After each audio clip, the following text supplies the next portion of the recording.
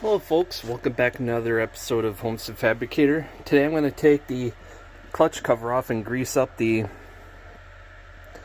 clutch bearing, which I should have done before I ran the saw, for the heat cycles. Yeah, this thing is just drenched in oil. I don't know if it's the oiler's maxed out or what, but I'll investigate that next.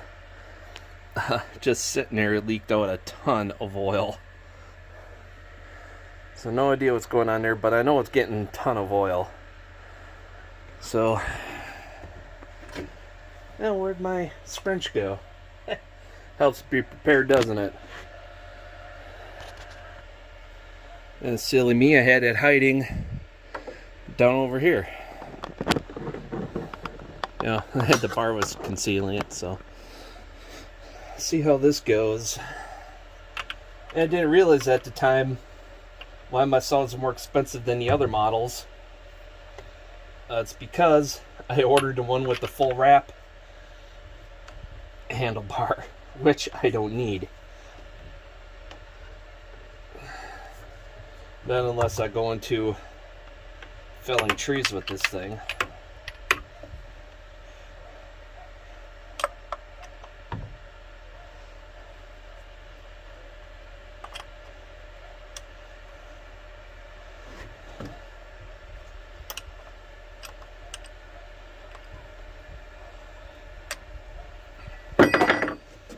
Don't you love it when you drop tools?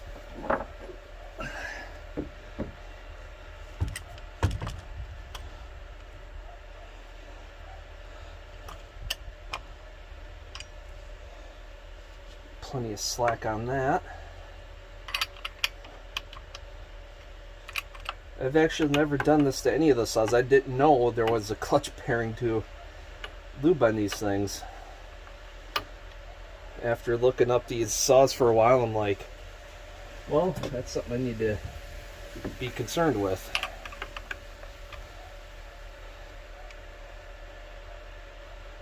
As often as much as I cut for now, lucky if I have to do this once a year.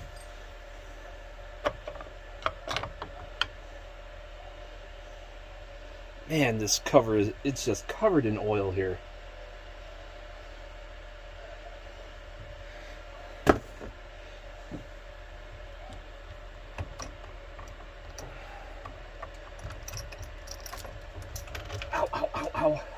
That's what I get for not wearing gloves.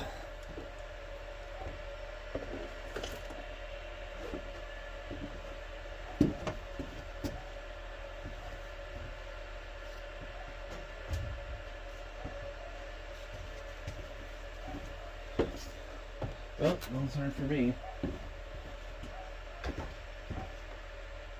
Oh well, I'll just have to take my lumps as they come. I have my tetanus shot, so I'm not worried. Let's see, the Jesus clip, or an E clip, or C clip, whatever it's called. It's called Jesus clip because once it goes sprung, you go Jesus as it goes flying across the shop. And it just went flying. I saw where it went though. Safe and sound.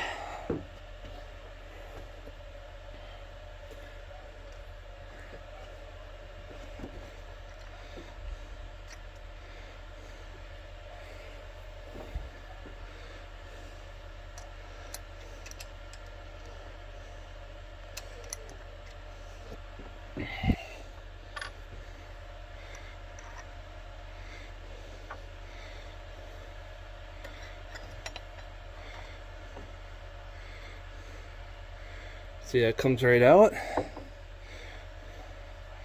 And just this little fella right here.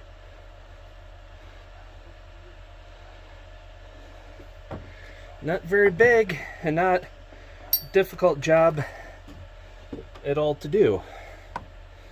So I was told by the shop, wool bearing grease is all I need. Fresh can.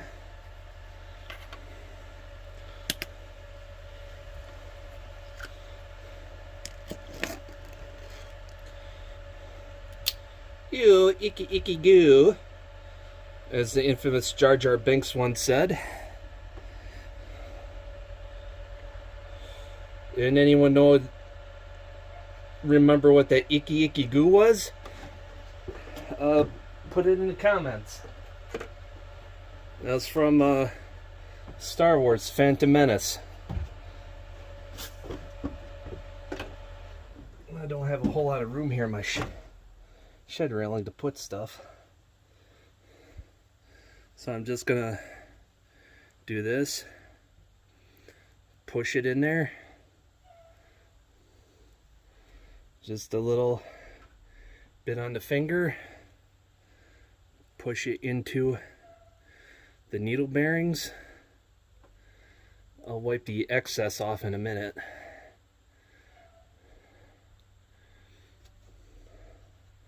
A little bit extra isn't bad. You don't want too much, otherwise it'll screw up the clutch.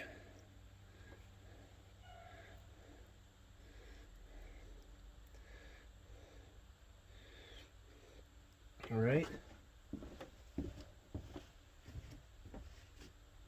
Oh boy.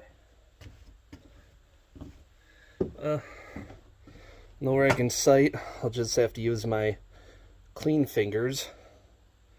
How about the palm of my hand? I need one clean hand to get in the door.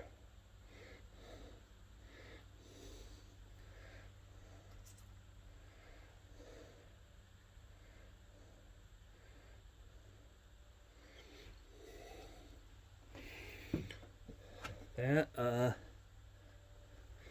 clutch cover, the clutch drum, a little grease on the outside of it isn't going to kill the saw,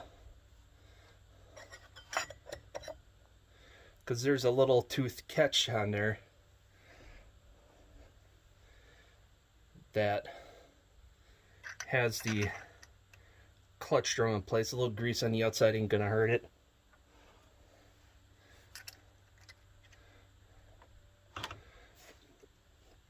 I'm going to clean my fingers off and get a rag so I can clean this up, and so I don't have any slips when I go to put the Jesus clip in.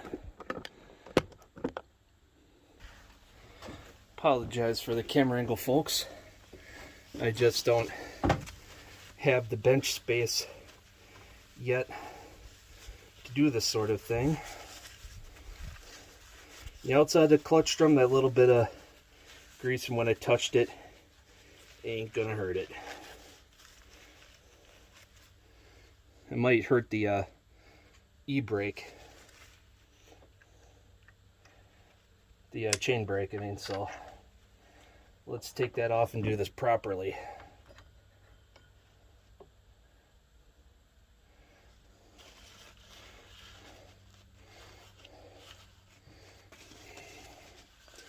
If I had parts cleaner, I'd be cleaning that off. Okay, that's wiped off properly.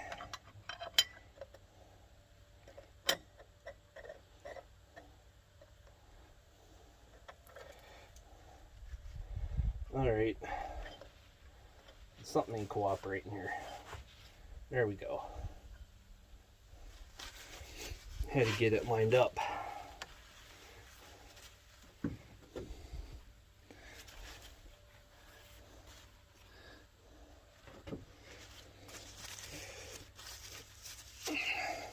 As dirty of an environment as it is, you know, here's how you tell if this sprocket could go on either way. But the outside typically is, where's the, right here it says 3/8-7. That means it's 3/8 pitch, 7 tooth.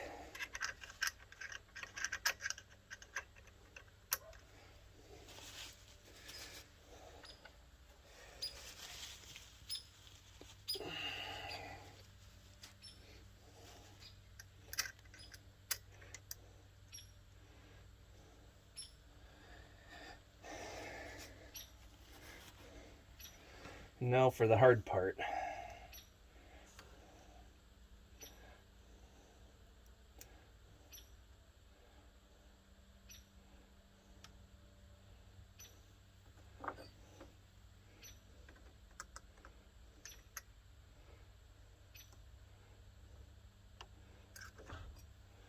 Boy, this is more difficult than I thought.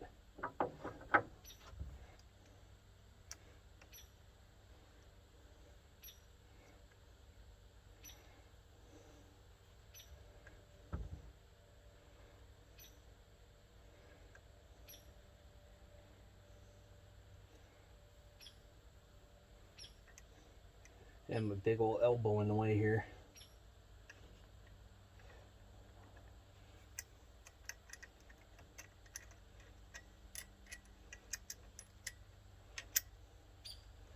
Well, I can't reverse that washer because I won't expose the groove, so it has to go this way.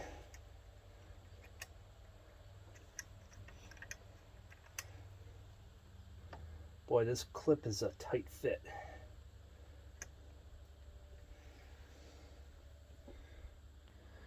Okay, I'll talk you through how I got it on there, folks.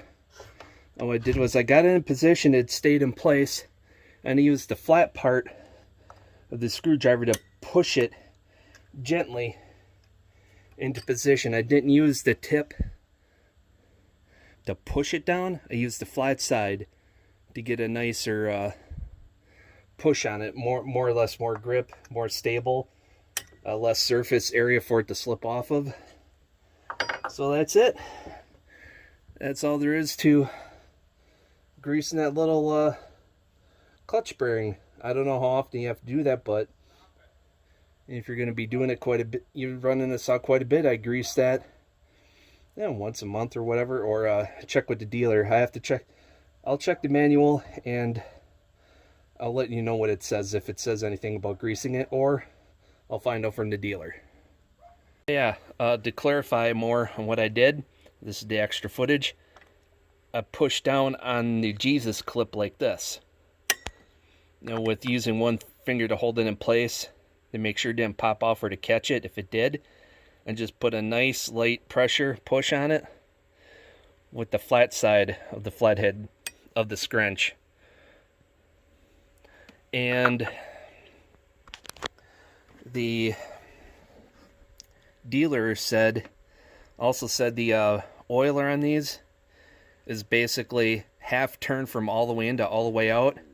So a good starting point, if it's oiling like mine, because this thing is totally covered, I'm going to name this the Valdez bar, is to set it in the middle. Till next time, folks, take care and get out there and cut something, but don't cut your leg off.